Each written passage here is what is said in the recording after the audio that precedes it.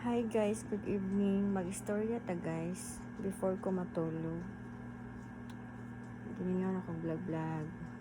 Klaro kay akong lapad. Okay lang. Gani may naw. Sa uban may naw bungi pa. Kanang ang kabisi sa akong kinabuhi guys ba. Well, nang laba ako. Ang laba ko kay before ko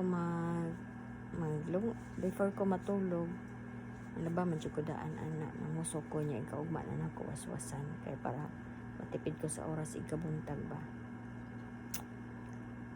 Akong uyab nagpaabot. Di ko na siya matulog og dili pug ko maglaba. Akong giingnan una og katulog kay napakoy trabaho. Dili kay wa ko na siya mahag. Akong gingnan nga kanang magpaabot ka nako alas 10 pa ko mahuman maangin ka sa akong dugay katog sige lang ko na magpaabot siya nako. So samtang nang laba ko siya nagpaabot nagsigtan-aw nako. Pero kadugayan di ay guys wa na kapaabot nako natuog naguna aras kong tapad guys oh. Naghagok na.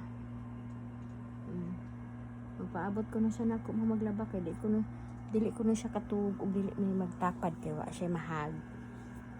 Pero naguna-una daig katug. Maoro to guys akong chicken. Bye. Amping mong tanan diha. God bless you.